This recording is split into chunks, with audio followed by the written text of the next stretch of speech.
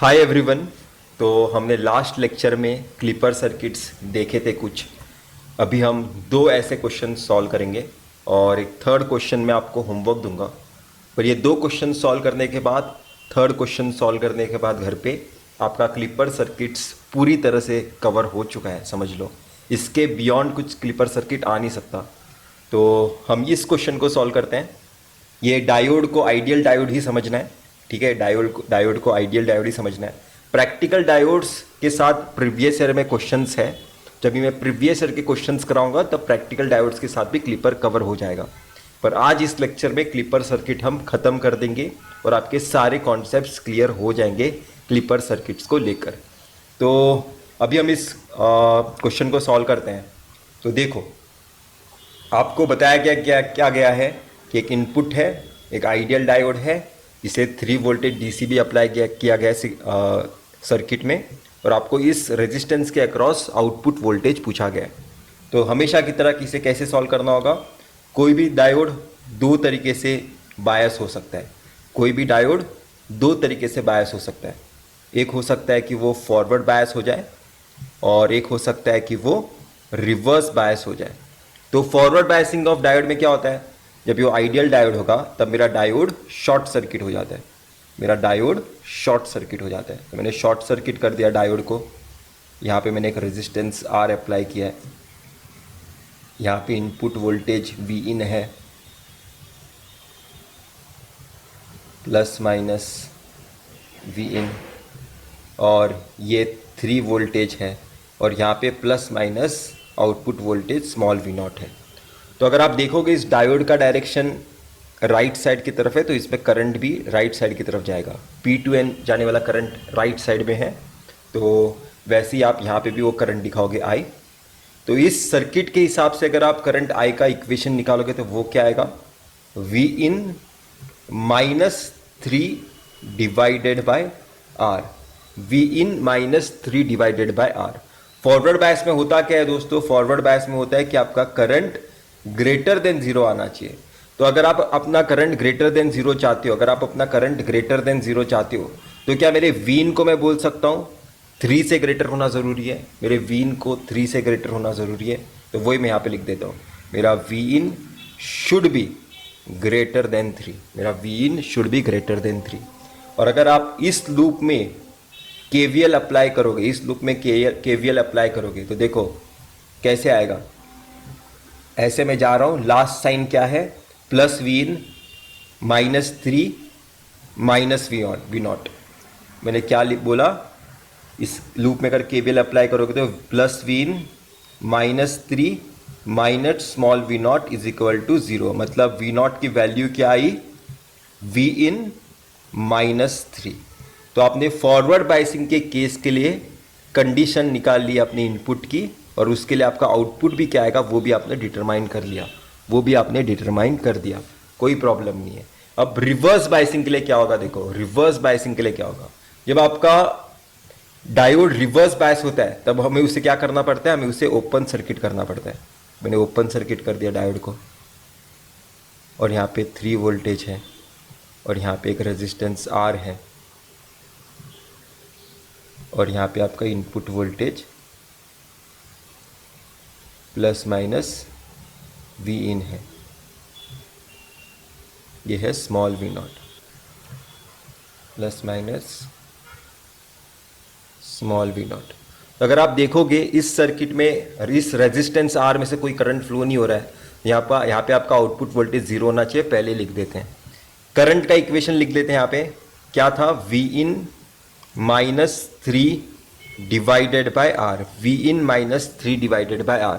अगर आप इस केस में देखोगे रिवर्स बायसिंग के केस में, रिवर्स बायसिंग के केस में होता क्या है दोस्तों, रिवर्स बायसिंग के केस में होता है कि आपका करंट क्या होना चाहिए, लेस देन इक्वल टू 0 होना चाहिए। आपका current less than equal to 0 होना चाहिए। तो आपका करंट लेस देन 0 कब आएगा, आपका करंट लेस देन 0 कब आएगा, जब मेरा वीन 3 से छोटा होगा। मेरा वीन 3 से छोटा होगा। इक्वल टू 0 कब आएगा, जब मेरा वीन इक्वल टू 3 होगा। तो वही मैं यहाँ पे लिख देता हूँ।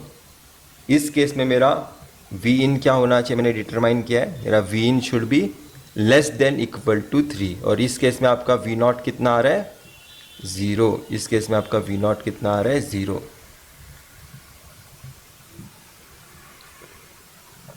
वी नॉट कितना आ रहा है? ज़ीरो। ठीक है, तो देखो, अगर आप अपना आउटपुट देखोगे वीन लेस देन 3 के लिए, आपका जब आउटपुट वीन लेस देन 3 है तो उसे अगर मैं इसे अगर मैं इसे प्लॉट करना चाहता हूँ ना, तो मुझे थोड़ा जगह चाहिए होगा, मुझे थोड़ा जगह चाहिए होगा।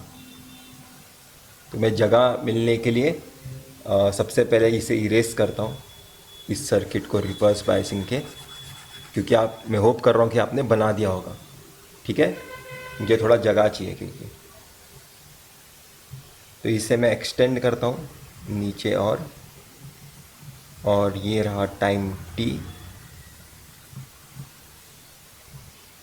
ये रहा टाइम t, और ये रहा ज़ीरो वाला एक्सिस, और ये रहा -3 वाला एक्सिस, ये रहा +3 वाला एक्सिस। तो ये यहाँ पे ऐसे प्लॉट कर लेते हैं, उसका इंटरसेक्शन वी नॉट वाले एक्सिस पे ले लेते हैं, इसका भी इंटरसेक्शन वी नॉट वाले एक्सिस पे ले लेते हैं। ठीक है, हमने ले लिया। जब आपका वीन ग्रेटर देन 3 है, पहली वाली कंडीशन, जब आपका वीन ग्रेटर देन 3 है, वीन ग्रेटर देन 3, उस केस में क्या हो रहा है, ये अगर मैं इसे यहाँ पे बताऊँ, वीन ग्रेटर देन 3 कौन सा हिस्सा है? ये वाला हिस्सा। जब आपका वीन ग्रेटर देन 3 है, तब आपको क्या बताया गया है? एज्यूम कर लेते हैं कि इसका एम्पलीट्यूड, एज्यूम कर लेते हैं कि इसका एम्पलीट्यूड कितना होगा? इसका एम्पलीट्यूड होगा फॉर एग्जाम्पल 6, फॉर एग्जाम्पल इसका मैक्सिमम पीक एम्पलीट्यूड है 6। ठीक है, तो मेरा वीन कैसा है? 6 साइन ओमेगा टी समथिंग। ठीक है, मैंने ऐसा एज्यूम किया है। तो ये +6 से लेकर -6 तक वैरी हो रहा है, ये +6 से लेकर -6 तक वैरी हो रहा है। ये एज्यूम आपको क्वेश्चन में करना पड़ेगा क्या? गेट एग्जाम में करना पड़ेगा? नहीं, गेट एग्जाम का एग्जामिनर आपको ये सारे वैल्यूज देगा। ये सारे क्वेश्चंस हमने खुद बनाए हैं कॉन्सेप्चुअल क्लैरिटी के लिए, इसलिए यहाँ पे मैं मिस कर दिया वो वैल्यूज। तो ठीक है, तो इसका मैक्सिमम एम्पलीट्यूड कितना है? 6 है। अगर आप ये वाले पर्टिकुलर सेक्शन में देखोगे जहाँ पे मेरा वीन ग्रेटर देन 3 है, जहाँ पे मेरा वीन ग्रेटर देन 3 है, तो इसे क्या करना है? मुझे -3 से, मुझे -3 करना है इन सारे वैल्यूज को। तो जो यहाँ पे 6 एम्पलीट्यूड था, वो यहाँ पे आके -6 करूंगा तो कहाँ पे आएगा? वो 3 पे आएगा, डेफिनेटली वो 3 पे आएगा। और जो 3 पे एम्पलीट्यूड था, ये वाला, मैं क्या बोल रहा हूँ, ये 6 वाला एम्पलीट्यूड 3 पे आया, ये 3 वाले एम्पलीट्यूड्स कहाँ पे आएंगे? ये 3 वाला लाइन है, राइट, ये 3 वाला लाइन है। तो ये 3 वाले पॉइंट्स कहाँ पे आएंगे? 0 पे आएंगे, 101% वो 0 पे आएंगे। तो ये वाले पर्टिकुलर टाइम के लिए मेरा आउटपुट ऐसा दिखेगा, ये वाले पर्टिकुलर टाइम के लिए मेरा आउटपुट ऐसा दिखेगा। और रेस्ट केस के लिए, रेस्ट केस के लिए कौन सा केस? जब मेरा V in less than equal to 3 है, जब मेरा V in less than equal to 3 है, तब आपका आउटपुट कैसे दिखेगा? कौन सा हिस्सा? जब मेरा V in less than equal to 3 है, ये वाले हिस्से के लिए। ये सारा हिस्सा क्या है? Less than 3। तो इन सारे हिस्से के लिए आपका आउटपुट कितना मिल रहा है? आपको आउटपुट 0 मिल रहा है, मतलब इस केस में आपका आउटपुट टोटल 0 होगा। तो मैं होप कर रहा हूं कि आपको ये वाला भी क्वेश्चन समझ में आया होगा। आप देख सकते हो कैसे वीन ग्रेटर देन जितना 3 था, ग्रेटर देन 3 जितना इनपुट का वैल्यू था, सिर्फ वो ही आउटपुट पे मुझे मिला है। इस तरह से इस सर्किट में क्लिपिंग परफॉर्म की गई है। तो ये भी क्वेश्चन आसानी था मेरे हिसाब से, कोई डिफिकल्टी नहीं है। अभी हम थोड़ा और कॉम्प्लिकेट करते हैं अपने क्वेश्चंस को। तो नेक्स्ट क्वेश्चन कुछ इस तरीके का है। तो इसमें भी कुछ डरने वाली बात है नहीं, वैसे इसमें भी कुछ डरने वाली बात है नहीं। तो देखो, यहाँ पे 2 डायोड्स हैं, एक D1 है, एक D2 है, और डायोड D1 D2 दोनों आइडियल डायोड है, ऐसे आपको एज्यूम करना है। दोनों डायोड्स आइडियल डायोड है। तो देखो, क्या ये दोनों डायोड फॉरवर्ड बायस हो सकते हैं? पहले एक बार मैं आपको बता देता हूँ मैं क्या बोल रहा हूँ। अगर दोनों डायोड फॉरवर्ड बायस होंगे तो होगा क्या कि यहाँ पे 7 वोल्टेज बताएगा, यहाँ पे 1 वोल्टेज बताएगा। इसका मीनिंग है क्या कि 2 टर्मिनल्स हैं और इन दोनों टर्मिनल्स के बीच में 2 अलग अलग वोल्टेज है। क्या ये प्रैक्टिकली पॉसिबल है? एक पर्टिकुलर नोड का एक ही वोल्टेज हो सकता है, दो वोल्टेज हो नहीं सकता एक पर्टिकुलर टाइम पे। मतलब मेरे दोनों डायोड्स फॉरवर्ड बायस कभी नहीं हो सकते। इसका मीनिंग क्या है कि मेरा दोनों डायोड फॉरवर्ड बायस कभी नहीं हो सकता। जब भी दो डायोड्स ऐसे ऐसे कनेक्टेड हो पैरेलल में, वो दोनों डायोड्स एक साथ फॉरवर्ड बायस नहीं हो सकते अगर उनके सीरीज में दो अलग अलग वोल्टेजेस हो। ठीक है, याद रखो, ये दोनों डायोड्स पैरेलल में है, उनके सीरीज में एक वोल्टेज है, इनके भी सीरीज में एक वोल्टेज है, और उन दोनों वोल्टेजेस की वैल्यूज भी अलग है। इन दोनों वोल्टेजेस की वैल्यूज भी अलग है, इसलिए दोनों डायोड्स फॉरवर्ड बायस एक साथ नहीं हो सकते। अगर यहाँ पे दोनों वोल्टेजेस की वैल्यू 7 होती तो ये फॉरवर्ड बायस हो सकते थे, दोनों वोल्टेजेस की वैल्यू 1 होती तो ये फॉरवर्ड बायस हो सकते थे। पर इस केस में जब वैल्यूज अलग अलग है, ये फॉरवर्ड बायस दोनों एक साथ नहीं हो सकते। यहाँ पे मैं लिख लेता हूँ D1, D2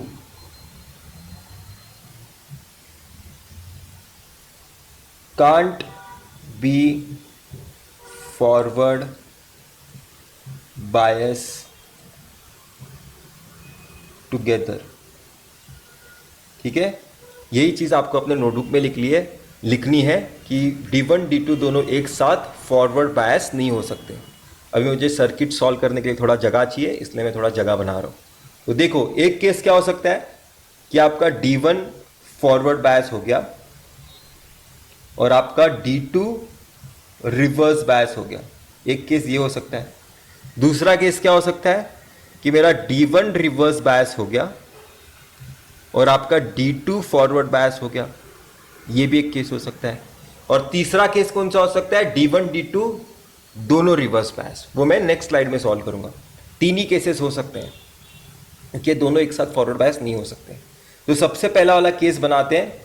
इस करंट को हम I1 नाम देते हैं, इस करंट को हम I2 नाम देते हैं, क्योंकि करंट P2N हमेशा फ्लो होता है डायोड में।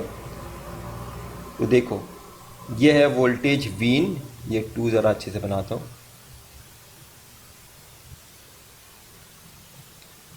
प्लस माइनस Vin,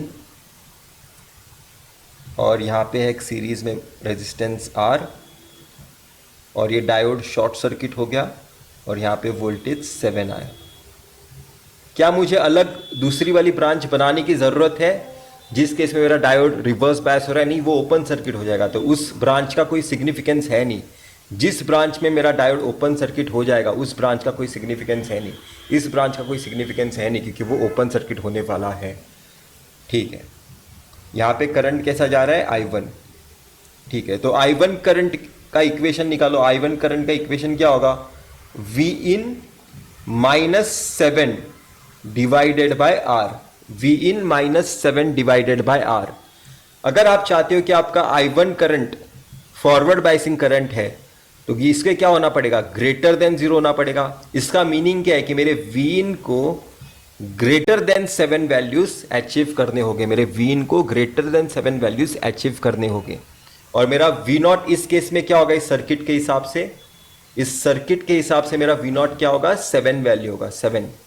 तो वही मैं यहाँ पे लिख देता हूँ, मेरा V0 है इक्वल टू 7।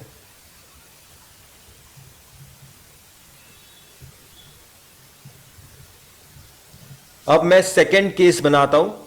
हमने पहले वाला केस सॉल्व कर दिया है, सेकेंड केस की तरफ जाते हैं। जब मेरा D1 रिवर्स बायस होगा, जब मेरा D1 रिवर्स बायस होगा और D2 फॉरवर्ड बायस होगा,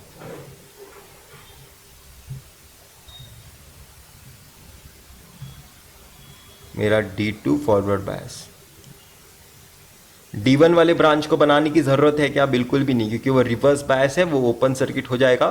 तो उसे अगर मैं बनाऊंगा नहीं तो भी कोई फ़र्क नहीं पड़ेगा मेरे सर्किट में। और ये है वो करंट I2, और यहाँ पे है वोल्टेज V0, और इस वोल्टेज की DC वोल्टेज की वैल्यू है 1। तो I2 करंट का इक्वेशन लिखो। I2 करंट क्या होगा, ये ऐसा टेढ़ा टेढ़ा क्यों लिख रहा हूँ मैं, I2 करंट का इक्वेशन क्या होगा, I2 इज इक्वल टू 1 माइनस Vin डिवाइडेड बाय R। 1 माइनस Vin डिवाइडेड बाय R। आपने ऐसा डायरेक्शन में KVL अप्लाई किया क्योंकि करंट का डायरेक्शन ऐसा है। तो I2 का आपको ये वैल्यू आया। आपके रिवर्स बाइसिंग है D1 का रिवर्स बाइसिंग है, पर मेरे D2 का तो फॉरवर्ड बाइसिंग है ना। ये करंट I2 किसका है? ये करंट I2 है मेरे D2 का। तो क्या मुझे यहाँ पे लेस देन जीरो वाली कंडीशन लेनी चाहिए? नहीं, यहाँ पे मैं ग्रेटर देन जीरो वाली ही कंडीशन लूंगा, क्योंकि जो I2 करंट है वो फॉरवर्ड बाइसिंग करंट ही है। I2 करंट D2 का फॉरवर्ड बाइसिंग करंट है। मैंने D2 को फॉरवर्ड बाइस यहाँ पे एज्यूम किया है। मुझे I2 की greater than zero value achieve करनी है। तो मेरा I2 अगर ग्रेटर देन जीरो होना चाहिए तो मैं क्या बोल सकता हूं? मेरे Vin को लेस देन 1 होना पड़ेगा। मेरे Vin को लेस देन 1 होना पड़ेगा ताकि मेरा I2 current greater than zero आए। और इस केस में मेरा V0 कितना आएगा? 7 आएगा। इस केस में मेरा V0 कितना आएगा? 7 आएगा। तो देखो आपने 2 केसेस सॉल्व कर लिए। अभी थर्ड केस मैं बीच में सॉल्व करता हूं, ठीक है? मैं थर्ड केस बीच में सॉल्व कर रहा हूं। थर्ड केस है क्या दोस्तों?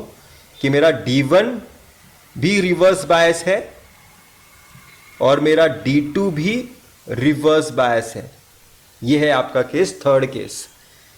तो आपका D1 रिवर्स बायस है, तो D1 जो आपका फॉरवर्ड बायस का केस था उसके लिए जो आपको कंडीशन मिली थी उसका यहां पे आपको ऑपोजिट लेना पड़ेगा ताकि D1 रिवर्स बायस हो। तो आपका Vin क्या होना चाहिए? लेस देन 7 होना चाहिए, ठीक है? ये एक आपने कंसीडर कर दिया।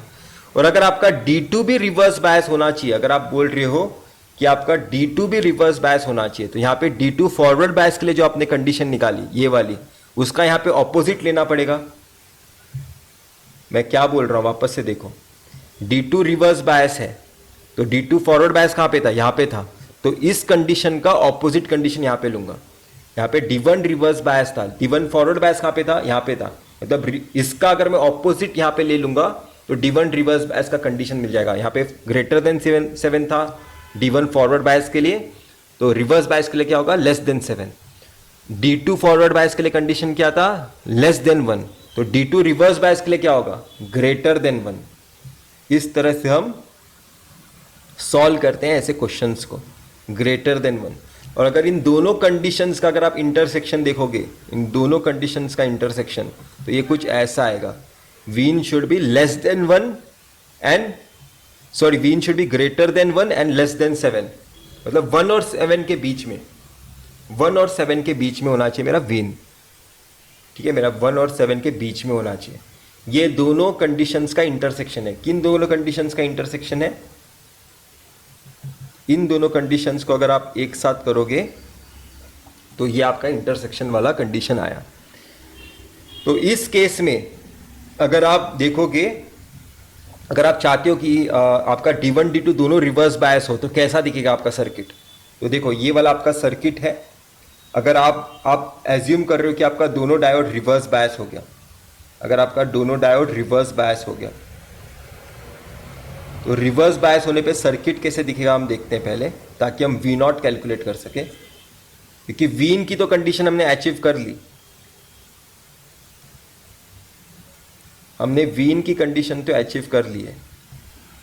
हमें V0 की वैल्यू देखनी है क्या आएगी, और V0 की वैल्यू हम बिना सर्किट ड्रॉ किए नहीं कर सकते।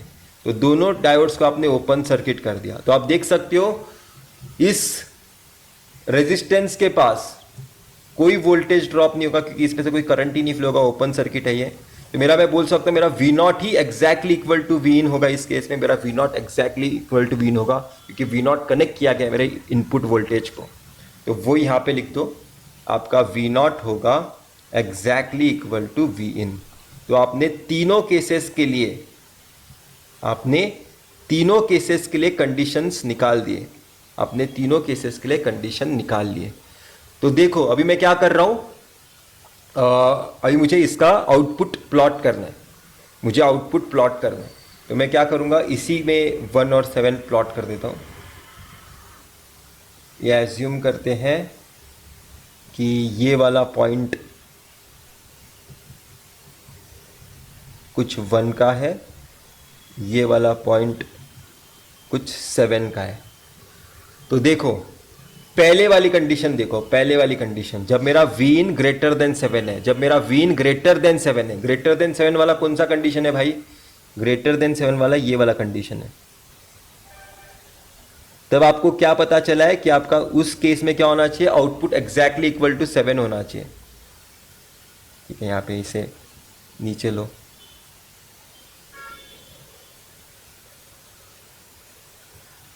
या फिर मैं इसे नेक्स्ट पेज पे ड्रॉ करता हूँ, क्योंकि ये ग्राफ बहुत ज़्यादा छोटा हो चुका है। ये सारे कंडीशंस में नेक्स्ट पेज पे लिख के ले लेता हूँ, तो हमारे लिए आसानी होगी बहुत ज़्यादा। पहला कंडीशन क्या था? वी इन ग्रेटर देन 7 के लिए मेरा V naught exactly equal to 7 होगा, ये पहला कंडीशन है। दूसरा कंडीशन क्या है? 1 to 7 के बीच में, जब मेरा वी इन 1 और 7 के बीच में होगा तब मेरा V naught exactly equal to V in होगा, ये सेकेंड कंडीशन है। थर्ड कंडीशन क्या होगा? जब मेरा वी इन लेस देन 1 है तब वी नॉट इक्वल टू 7 है। जब मेरा वी इन लेस देन 1 है तब V naught exactly equal to 7 है। ये तीन कंडीशंस हैं, इन तीनों कंडीशंस के लिए हमें प्लॉट करना है आउटपुट। तो इनपुट को थोड़ा जूम करते हैं यहाँ पे, तभी हम अच्छी तरीके से इसे रिप्रेजेंट कर पाएंगे।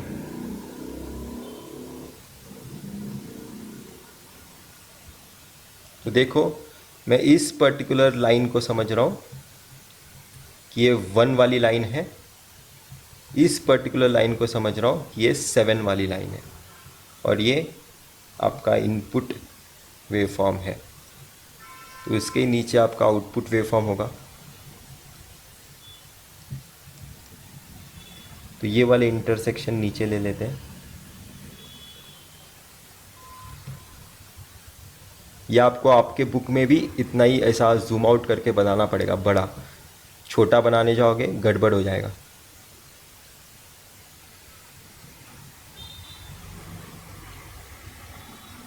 ठीक है, तो देखो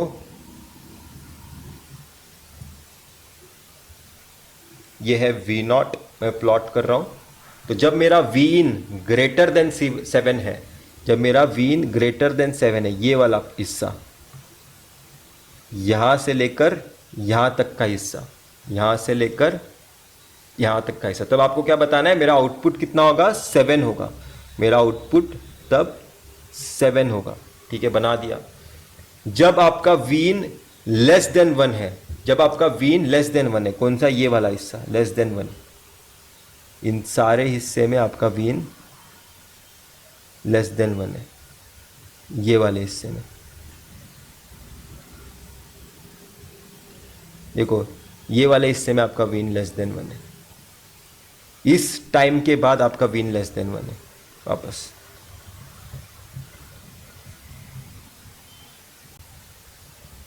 ये टाइम तक आपका वी इन लेस देन 1 है, फिर ये टाइम के बाद वापस से आपका वी इन लेस देन 1 है, क्योंकि लेस देन 1 वाला बार कौन सा था? ये वाला था। इस बार के नीचे कितना टाइम तक आपका लेस देन 1 था? तो उस केस में आपका वी नॉट कितना है? एक्चुअल में यहाँ पे 1 होना चाहिए, 7 मैंने यहाँ पे गलती से लिख दिया, यहाँ पे 1 होना चाहिए, राइट? यहाँ पे 1 लिख दो। वैसे ही यहाँ पे भी कितना आएगा? 1 आएगा, 1। उस केस में आपका वी नॉट कितना है? 1 है। इस केस में वी नॉट, अगर ये 1 वाला, ये वाला एम्पलीट्यूड है, तो ये 1 यहाँ पे इतना होगा, और इसके बाद वाला सारा टाइम भी 1 होगा। और उसके बीच में जब आपका इनपुट 1 और 7 के बीच में, आप देख सकते हो ये टाइम से लेकर ये टाइम तक आपका इनपुट 1 और 7 के बीच में, 1 और 7 के बीच में, तब आपको क्या बताया गया? आपका output exactly equal to input होगा। तो ये टाइम के बीच में आपका output exactly equal to input होगा। तो इस तरह से क्लिपिंग परफॉर्म किया गया है इस पर्टिकुलर क्वेश्चन में। तो मैं होप कर रहा हूं कि आपको ये क्वेश्चन समझ में आया होगा। इस क्वेश्चन का एक एडवांस क्वेश्चन मैं आपको होमवर्क देता हूं, और वो क्वेश्चन मैं एक्सपेक्ट कर रहा हूं कि आप अपने घर पे सॉल्व करोगे। कैसे सॉल्व करना है और कैसा होगा वो क्वेश्चन मैं आपको बताता हूं। यहाँ पे एक रेजिस्टेंस आर एज्यूम करो, यहाँ पे एक रेजिस्टेंस आर एज्यूम करो और अभी यहाँ पे क्लिपिंग सर्किट के कॉन्सेप्ट अप्लाई करो। तो इस क्वेश्चन को कैसे सॉल्व करोगे मैं आपको बताता हूँ। इस क्वेश्चन को सॉल्व करने का तरीका क्या है। इस जो कॉम्बिनेशन है ये डायोड्स का, उसे लोड रेजिस्टेंस एज्यूम करो, उसे आरएल एज्यूम करो और रेस्ट सर्किट को ये आर वाला रेजिस्टेंस यहाँ पे भी आ सकता है शिफ्ट होके, ठीक है। इस सर्किट को आप ऐसे भी प्लॉट कर सकते हो, आर और ये आर और यहाँ पे आपका वी इन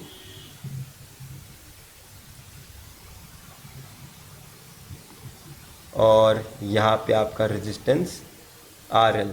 आर एल क्या है आपको पता है ना, आर एल क्या है, ये इसका कॉम्बिनेशन। अगर आपको आर एल क्या है पता करना है तो आपका आर एल है ये कुछ डायोड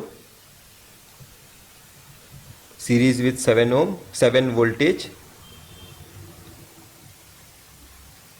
और ये 1 वोल्टेज, ये है आपका आर एल, ठीक है। और आर एल के अक्रॉस आपको वी नॉट फाइंड करना है। तो इस क्वेश्चन को कैसे सॉल्व करोगे, इस पर्टिकुलर सर्किट का VTH एंड RTH फाइंड करो, फिर थेवेनिन्स इक्विवेलेंट यूज करके यहां पे VTH लगा देना और यहां पे RTH लगा देना और बाद में यहां पे RL लगा लेना।